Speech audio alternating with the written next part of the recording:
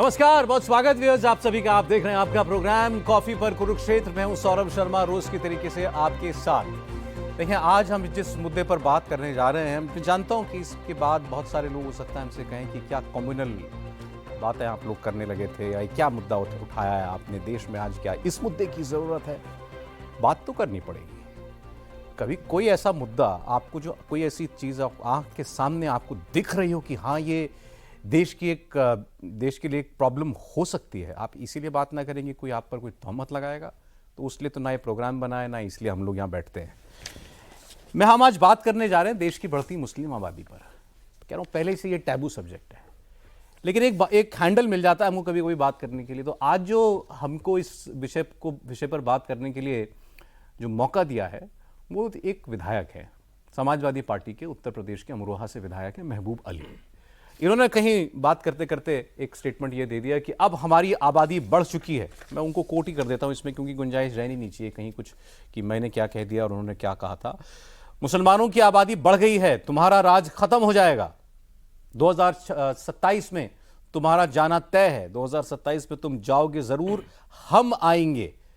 जब देश के अंदर इतने सदियों तक मुगलों ने राज किया, वो नहीं रुके, वो नहीं रह पाए, तो तुम कौन हो? अब मुसलमानों की आबादी बढ़ गई है। जिन्होंने जो ये बात कही, इससे देश के जनमानस के अंदर कहीं बहुत गहरे बैठी एक खतरे की घंटी बची, जो शायद वो एक्सप्रेस नहीं करता, जो हर वक्त उसके जहन में भी नहीं रहता, लेकिन जब कभी कोई ऐसी बात करता है तो अचानक से वो खतरा जो है उसके दिमाग में जो है मंडराने लगता है। और जब हम अपनी मेमोरी की बात करते हैं, तो मैंने कहीं पढ़ा एक हिस्टोरिकल मेमोरी भी होती है। हमारे देश के अंदर से विभाजन की, पार्टीशन की, वो हिस्टोरिकल मेमोरी अभी गई नहीं है, क्योंकि हमारे देश में अभी भी वो जनरेशन जिंदा है जिसने देश के अंदर उस विभाजन की विभीषिका झेली है। आज आपको वो लोग मिल जाएंगे जो पाकिस्तान में रहते थे, उस इलाके में रहते थे, वहाँ से बंटवारे के बाद वो यहाँ आए, अपना सब कुछ उन्होंने छोड़ दिया। आपको ऐसे परिवार मिल जाएंगे जिनके परिवार के सदस्य जो हैं वो ख़त्म हो गए। तो आज भी वो बात, वो तार जिंदा है, वो दर्द जिंदा है। और ऐसे में और वो बंटवारा क्यों हुआ था?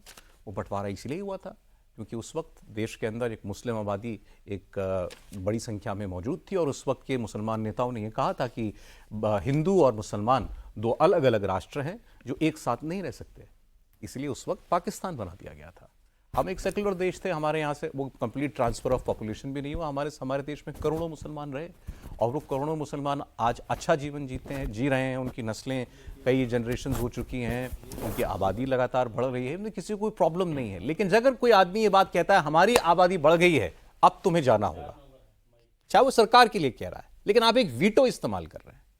हमारी आबादी हमारा हथियार है, आप आबादी को हथियार की तरह इस्तेमाल कर रहे हैं। अगर नहीं तो ये विधायक ऐसी बात कहते क्यों? तो आज इसी पर हम लोग, इसी सब्जेक्ट पर आज हम बात करेंगे। इसको कई सवाल में हम लोगों ने फॉर्मुलेट किया है कि क्या देश में वाकई मुसलमान या मुसलमान नेता मुस्लिम आबादी को एक टूल, एक इलेक्टोरल वेपन के तौर पर इस्तेमाल कर रहे हैं? क्या इस चुनाव में अभी जो बीता 2024 का, हमने वोट जिहाद की बात कही, कुछ लोगों ने कहा ये शगुफा है, या बीजेपी वालों ने, आरएसएस वालों ने फिर एक बार देश को बांटने की कोशिश की बात कह करके। लेकिन फिर ये जो उन्होंने बात कही, क्या इसको हम वोट जिहाद नहीं कहेंगे? और फिर जैसा मैंने आपसे कहा था कि और क्या मुस्लिम वोट एक वीटो है, एक होमोजेनस वेपन है मुस्लिम वोट, जो एक मुश्त जाता है, भारी तादाद में जाता है, और वो किसी की भी सरकार को गिराने या बनाने का, डिसाइड करने का वीटो उसके पास है। इन्हीं सवालों के इर्द गिर्द हमारी बात रहेगी। आप अपने सवाल, अपने सुझाव, अपने कमेंट्स हमें, अभी लाइव प्रोग्राम चल रहा है, आप #कॉफी पर कुरुक्षेत्र ये लिख करके हमको पोस्ट कीजिए, हमको आपके कमेंट्स मिलेंगे, कुछ सवाल भी हम लेने की कोशिश करेंगे। मेहमानों से आपको मिलवा देता हूं। प्रदीप सिंह जी रोज की तरीके से हमारे साथ हैं। सर, बहुत नमस्कार, स्वागत आपका। शांतनु गुप्ता जी हैं, और हमारे आज के स्पेशल गेस्ट प्रोफेसर संगीत रागी साहब, वो स्टूडियो में आ चुके हैं। सर, बहुत स्वागत सर, वेलकम। प्लीज बैठिए सर, प्लीज बैठिए सर। रागी साहब दिल्ली यूनिवर्सिटी के प्रोफेसर हैं, एचओडी रहे, और ऑथर हैं, और इस सब्जेक्ट पर रागी साहब का बहुत काम है। मैं कहा सर, आपके डॉक्टरेट नहीं तो रिसर्च का तो मामला है ही है, सब्जेक्ट है ही है ना? एक्चुअली अभी आने से पहले हमको नहीं पता था कि ये टॉपिक है, और यही एक देश के और पूरी दुनिया के एक बहुत प्रतिष्ठित रिसर्च जर्नल है। उसमें मैं इसी पर लेख करीब 9000 वर्ड का 30-32 पेज किस टाइटल से सर? इज इट, मतलब उसका मुस्लिम आबादी से लेना देना है? हाँ हाँ, पूरी Okay. मुस्लिम आबादी से। और जो आप मैं सुन रहा था वोटिंग पैटर्न को लेकर के, तो मज़ेदार बात है कि अभी खड़े खड़े मैंने निकाला वो डेटा जो उसको हमने भेजा था।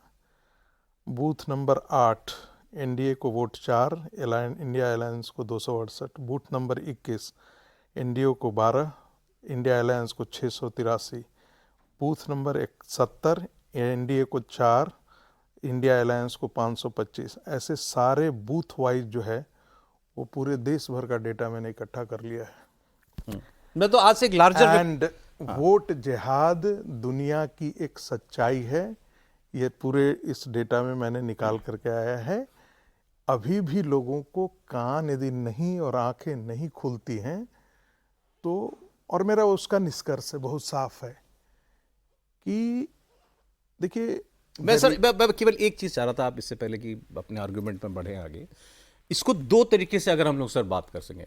एक तो ये जो एक मुस्लिम वोट, इसकी इसकी क्या सच्चाई है कि ये एक होमोजेनस वोट है, एक तरफा एक मुश्त जाता है, और वो क्या उसके पास कोई वीटो है, या मुस्लिम आबादी कुछ सेक्शंस में ही, चाहे देश के कुछ पॉकेट्स में, उस स्तर पर पहुंच गई है जहां वो एक्चुअली एक वीटो की तरह काम कर सकता है, मतलब कि वो डिसाइड करेगा कि ये सरकार बनेगी या मेरे बगैर कोई सरकार नहीं बनेगी। एक एस्पेक्ट ये है, और वो नेशनल स्तर पर भी एक क्या किसी वक्त पहुंचेगा। दूसरा, हिंदुस्तान की में मुसलमानों की जनसंख्या एक बड़ा कंटेंशियस इशू रहा है। जैसे मैं कह रहा था कि पार्टीशन के पीछे भी क्या था, यही था कि दो बड़ी आबादियां एक साथ नहीं रह सकती अलग अलग। आज नहीं तो कभी क्या यह सवाल हमारे सामने दोबारा आएगा या आ सकता है? लोग कहेंगे कहां आप खामखा पार्टीशन की बात करो। मैं फिर कह रहा हूं, 70 साल ही तो बीते हैं आपके देश के विभाजन को, कितना बीता है? तो हम आप किससे दोनों में से किसी से स्टार्ट करना चाहें? देखिए, मौलिक प्रश्न पर हम लोग बात करें, और प्रदीप जी तो हम लोगों में से सबसे ज़्यादा अनुभवी हैं। जिस समय इस देश का विभाजन हुआ था उस समय मुसलमानों की आबादी 23% थी, ओनली। उस 23% मुसलमानों की आबादी में से जो पाकिस्तान बना उसका हिस्सा 35% था। उस 35% में 14.6% मुस्लिम जो है वो पाकिस्तान के हिस्सा बने, यानी कि आज का बांग्लादेश और उस समय का पाकिस्तान दोनों हिस्से को जोड़ दें तो 14, यानी कि 9% आबादी इस देश में ही रह गई। जनसंख्या का अदला बदली जो चाहते थे, अंबेडकर चाहते थे और कई लोग चाहते थे, ऐसा नहीं हो पाया। Ambedkar complete transfer of population बिल्कुल चाहते थे। ये माय थॉट्स इन पाकिस्तान का आप पढ़ेंगे, उसमें अंबेडकर ने बहुत साफ आर्गुमेंट इस पर किया है। अब वो नहीं हुआ। अब जब नहीं हुआ तो वो आबादी 9.4% जो है वो आज के दिन में 14.6% था पिछली में, लेकिन 10 साल में ये मेरे मानना है कि 18% के आसपास आ गई है। देश के कोई 126 ऐसे हैं, सैकड़ों ऐसे जिसे आप कह सकते हैं जहां पर वो डोमिनेंट हैं। मैं आसाम का डेटा देख रहा था, मैं उत्तर प्रदेश का डेटा देख रहा था, मैं मधुबनी का देखा, सिवान का देखा, ऐसे कई ऐसे हैं जहां ये कई डोमिनेटिंग पोजीशन में आ चुके हैं। अब सवाल है कि क्या ये सारी बातें आने वाले दिनों में उभर करके आएंगी? मेरा तो 200% ऐसा मानना है यही होगा।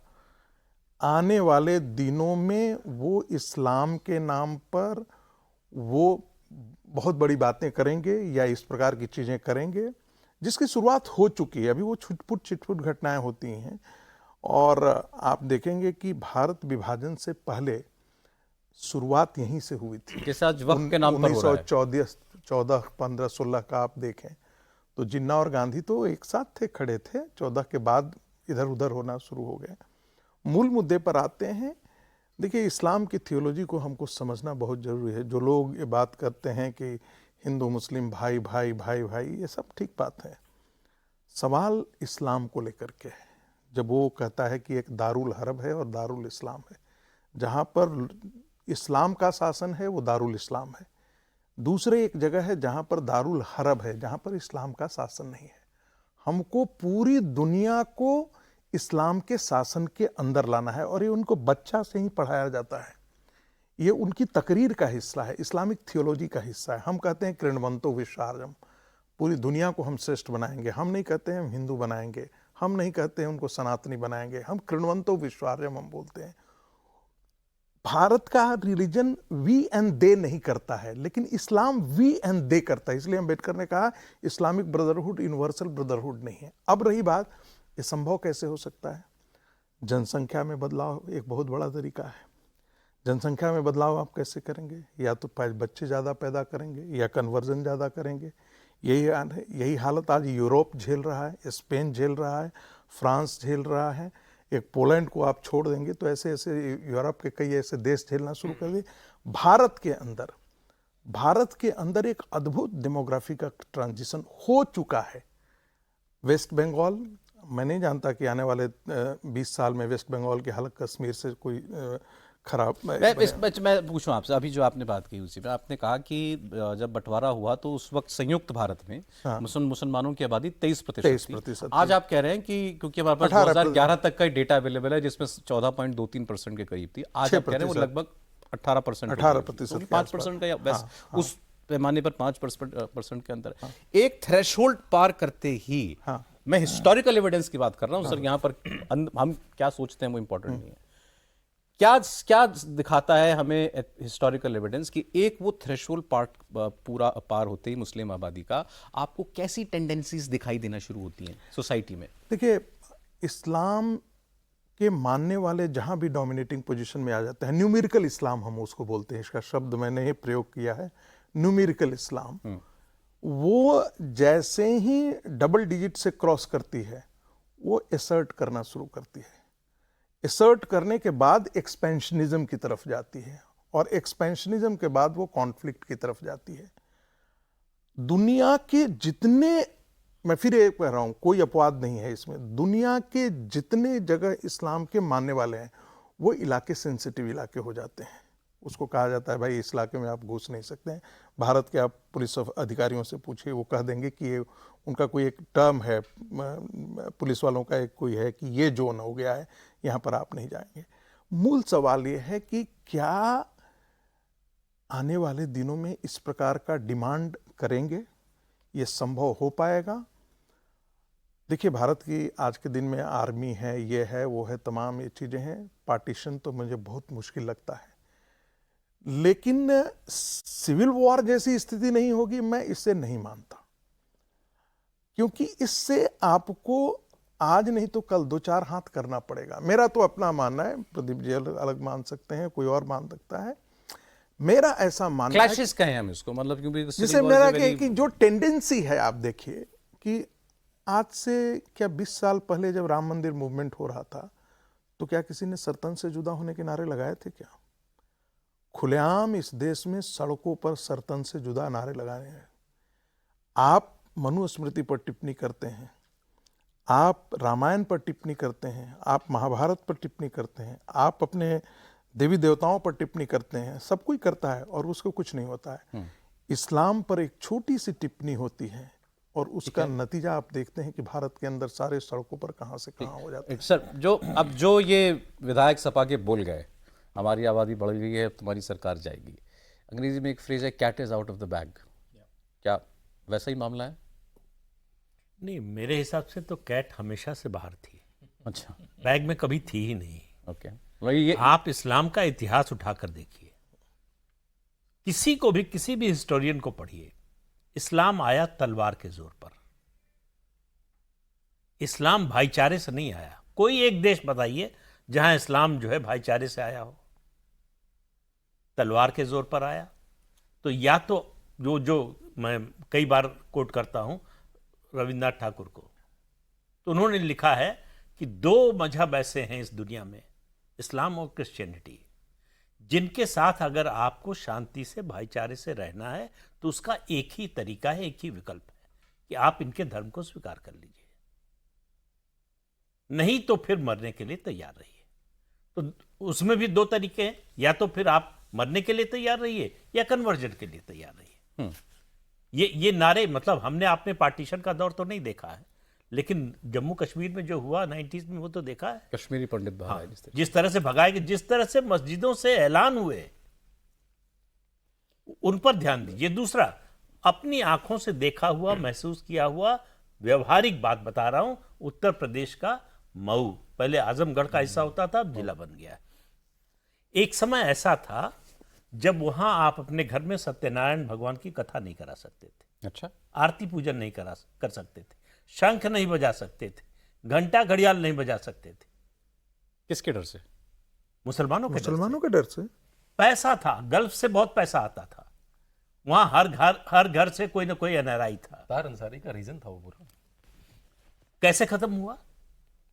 जो हम लोग चर्चा कर रहे हैं ना कि ये इसका हल क्या है, ये कहां तक जाएगा। मथुरा से पंडे आए, कई महीने तक वहां रुके और रोज जो है कथा हुई, घंटा शंख जो है घंटा घड़ियाल सब बजा, नॉर्मल हो गया। ताकत दिखानी पड़ी आपके पास, ताकत नहीं जरूरी, समाज को अपनी ताकत नहीं, दिखानी पड़ी। इस्तेमाल की जरूरत नहीं है, ताकत आपके पास है ये पता होना चाहिए। सर मेरे लिए तो ये जो ये इन्होंने, महबूब अली नाम है इनका, जो इन्होंने बोला, मेरे लिए तो जो वही। प्रदीप जी कह रहे हैं मैं इसको इंडोर्स करता हूँ। जब अयोध्या मूवमेंट था तो सैयद साहबुद्दीन ने एक नारा दिया, हम लॉन्ग मार्च करेंगे। अगले दिन राष्ट्रीय स्वयंसेवक संघ से बिना पूछे अशोक सिंघल जी ने एक प्रेस कॉन्फ्रेंस किया, मैं तो इसका विटनेस हूं। उन्होंने कहा, सैयद साहबुद्दीन और सारे मुस्लिम संगठनों को मैं चेतावनी देता हूं, हिंदू समाज ये सारे लॉन्ग मार्च और शॉर्ट मार्च बाहर निकाल देगा। न लॉन्ग मार्च निकला, न शॉर्ट मार्च निकला। मैं कह रहा था कि भाई कोई व्यक्ति इतना, कोई विधायक छोड़िए, कोई नेता छोड़िए, कोई भी व्यक्ति नॉर्मल, वो उसके थॉट प्रोसेस में ये है कि मेरी आबादी, मेरे लोगों की आबादी उस विधायक बढ़ के रही नहीं है। है। स्वाभाविक बात हाँ, है, मतलब हमारे आपके लिए वो आश्चर्य मुझे की बात। सुनकर के हिट किया। नहीं, लेकिन सौरभ, इन्होंने कहा ना, एक जोड़ देता हूं, विवेकानंद जी ने कहा, ये जो सर बोल रहे थे, विवेकानंद ने भी यही कहा और भी उसके साथ जोड़ा, एक भी व्यक्ति यदि हिंदू समाज से बाहर निकलता है, मैं फिर दोहरा रहा हूं आपके दर्शकों के लिए, तब आरएसएस नहीं था, विवेकानंद जी, रविन्द्रनाथ टैगोर सब जानते थे इस सच्चाई। एक भी व्यक्ति यदि हिंदू समाज से बाहर निकलता है तो हिंदू समाज की एक संख्या कम नहीं होती है, हिंदू समाज का एक दुश्मन पैदा होता है।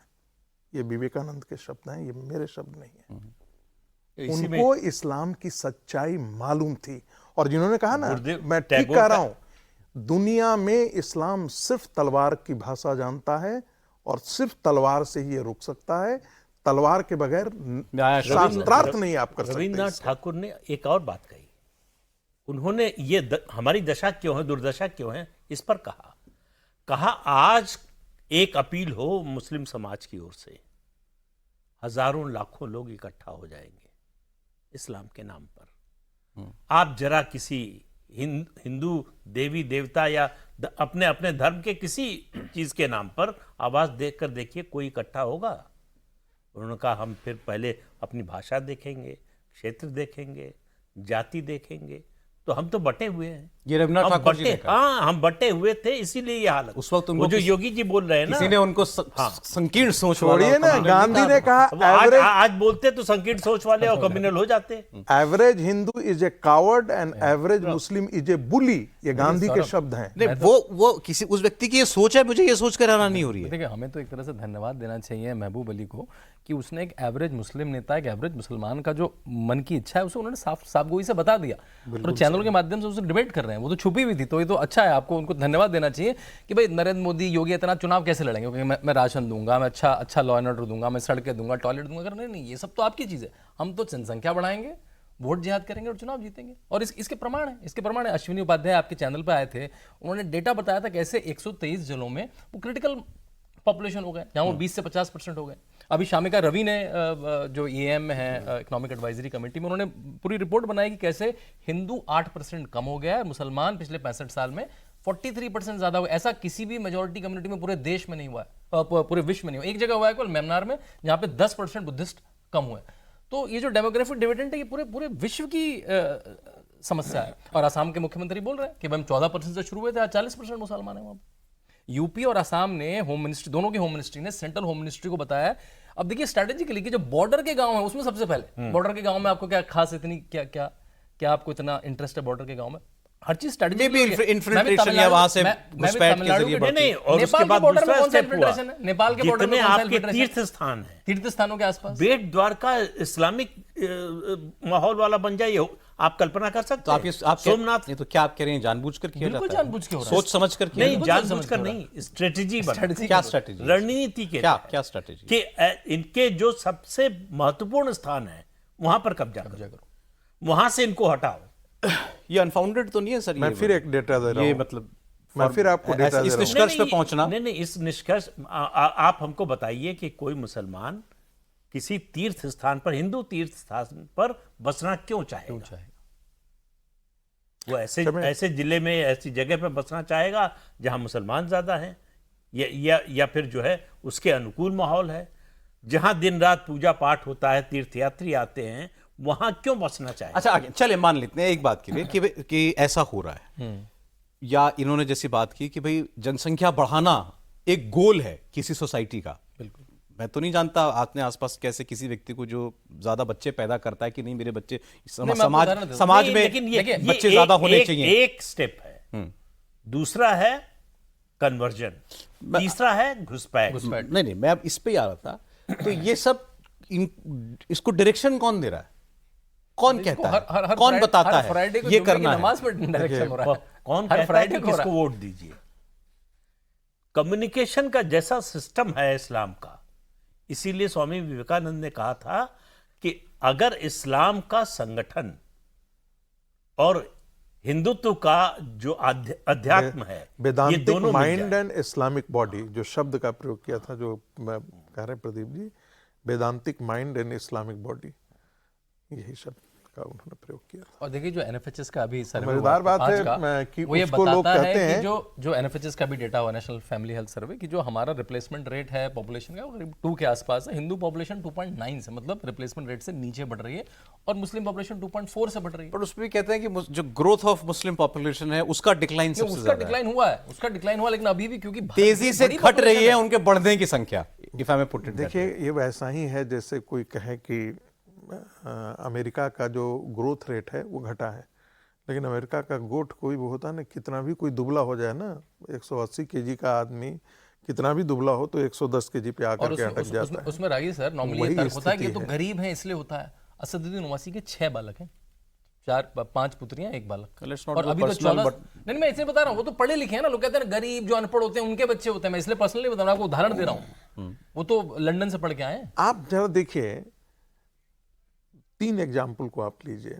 अफगानिस्तान 1976-77 के अंदर लड़कियां जो हैं जीन्स और टी शर्ट पहन करके घूमती थी, आज इसमें अफगानिस्तान की हालत क्या है।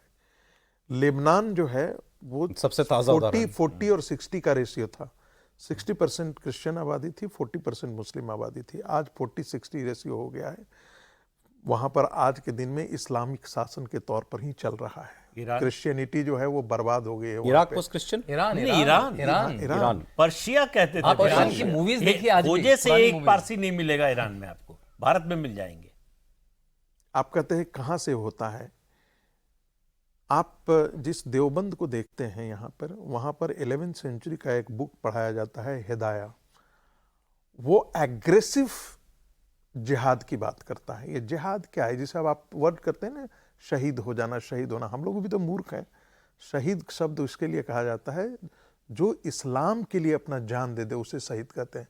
हमारी आर्मी अपनी बॉर्डर के लिए जान देता है, उसको भी हमारे यहाँ मूर्ख लोग। आर्मी नहीं कहती कभी।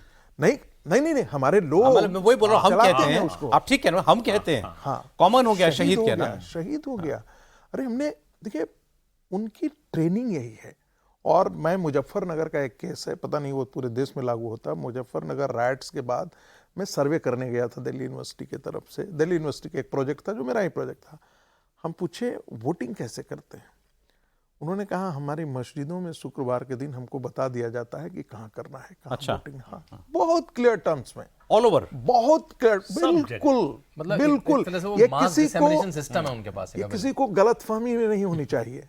जिस फिलिस्तीन और इजराइल को देकर के 2010 में मैं तेल अवीव में था, एक ऐसे ही सेमिनार हुए, हिंदू मुस्लिम राइट्स पर ही बोलने गया था वहाँ पे। उन्होंने कहा कि एक हार्वर्ड के प्रोफेसर, उन्होंने कहा हमारा डीएनए एक है। तो किसी ने काउंटर किया, कहा कि डीएनए एक है तो इसे इतने दिनों से लड़ क्यों रहे हो? सब एक ही है, डीएनए है तो एक लड़ क्यों रहे हो? आज देख रहे हैं हालत क्या है। आपके पास ताकत की भाषा होनी चाहिए। जो सावरकर जी ने कहा था, गांधी जी ने कहा कि बिना मुसलमानों के साथ लिए हम आजाद नहीं हो सकते, नहीं तो उसकी कीमत बहुत देनी पड़ी। गांधी जी ने अपनी सारी लगा दी अपनी ताकत, एक नहीं हो पाए। सावरकर जी का एक ही कहना था, with you, without you and in spite you. Hindu यदि संगठित होगा तो हम स्वतंत्रता भी जीतेंगे और इस लड़ाई भी जीतेंगे। सर, प्रोग्राम में आखिरी के कुछ मिनट हैं तो सवाल हम व्यूअर्स के मंगाते हैं जो हमने बात की। काफ़ी व्यूअर्स देख रहे हैं हमको इस वक्त। संतोष सापड़िया जी सवाल पूछ रहे हैं, क्या फिर से विभाजन, देश का विभाजन ही डेमोग्राफी चेंज का मकसद है? हाँ, मकसद तो है, लेकिन जो बात रागी जी ने कही मैं सहमत हूँ, विभाजन नहीं हो सकता। मकसद ये है, 1947 मकसद है किसी का? निश्चित रूप से, उसमें कोई दो राय नहीं। जो ये नहीं मानता है वो गलतफहमी में जी रहा है। आज जो स्थिति है और 1940 और 30 में जो स्थिति थी, वो उसमें जमीन आसमान का अंतर है। ये अलग बात है कि हिंदू अब भी सो रहा है, उसको ये बात समझ में नहीं तो अंतर कहाँ है? देखिए, मुश्किल ये है कि हमको ये पढ़ाया नहीं गया, ये सिखाया नहीं गया कि वो अलग हैं, वो दूसरे हैं। वो उनको वो या तो हमारे जैसे हो जाए या फिर चले जाएं या उनको हम खत्म कर दें। मुसलमान तो पैदा होता है तो बच्चा तो उसको सिखाया जाता है तुम्हारी असली जिंदगी तो मरने के बाद शुरू होगी। और हम तो 7 जन्म और पता नहीं कितने जन्मों की आपने ऐसे कहा कि अब वो 47 नहीं हो सकता दोबारा, आपने कहा तब में और अब में बड़ा अंतर आ गया। वो मैं पूछ रहा था क्या अंतर आ गया? अंतर ये आ गया है कि उस समय जो आज़ादी का आंदोलन जो लोग चला रहे थे, उनमें से ज़्यादातर लोगों को लग रहा था कि जल्दी से जल्दी आज़ादी मिले। एक दूसरा, उस समय ब्रिटिश हुकूमत यहाँ थी जो डिवीजन कराना चाहती थी, जिसके पास ताकत थी ये कराने की, तो उन्होंने कराया। और हिंदुओं की नाकामी कहें, लापरवाही कहें, सियालकोट उसका एक बहुत ज्वलंत उदाहरण है।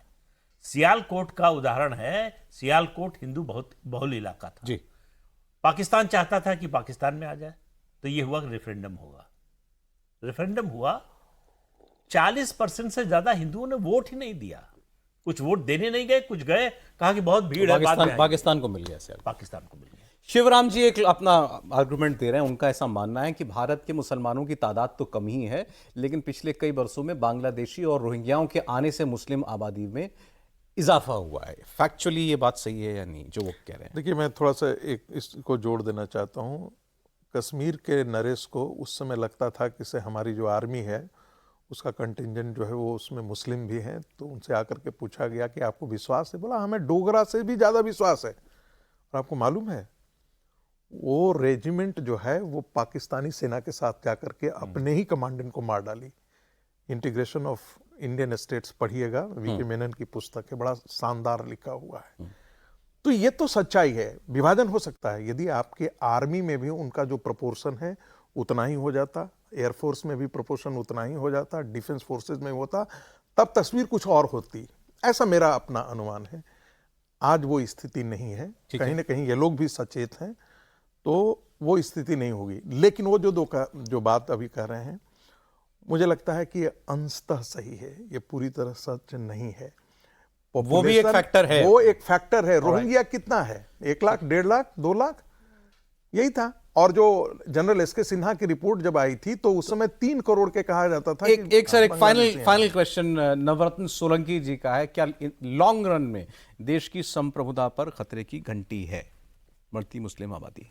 जी बिल्कुल है। जैसे मैंने कहा कि इतना स्ट्रैटेजिकली केवल बॉर्डर पे हिंदू इलाकों में, लेकिन जैसे वीर सावरकर ने कहा था और अम्बेडकर जी ने उनका साथ दिया कि हिंदुओं को सेना में भर्ती करवाओ, और वो डेमोग्राफी चेंज होती है। ये डेमोग्राफी अभी हम हर जगह देख रहे हैं। आर्मी में जिस दिन वो चेंज होती है तब वो खतरे की घंटी बजने लगी। समय खत्म हो गया सर, लेकिन मैं आपसे चाहता हूं कि दो तीन ऐसी कोई किताबें या रेफरेंस के लिए अगर गूगल पर कुछ मिल जाता है, क्या पढ़ना चाहिए जाकर के? Ambedkar, my thoughts on Pakistan, ये my thoughts on Pakistan, Ambedkar ji की। अम्बेडकर का मस्ट रीडिंग होना चाहिए, मस्ट रीडिंग होना चाहिए। एक तो ये, दूसरा मैं सलाह सबको दूंगा, सीताराम गोयल जी की जो पुस्तक है वॉइस ऑफ इंडिया से, हाँ। वो सीरीज सब इस देश के सारे हिंदुओं को नहीं है तो मुफ्त में बांट करके पढ़वा देना चाहिए। खासकर जो उनकी पूरा किताब जो My है, जो Temples, प्रदीप जी My ने- Temples, What Happened to Them।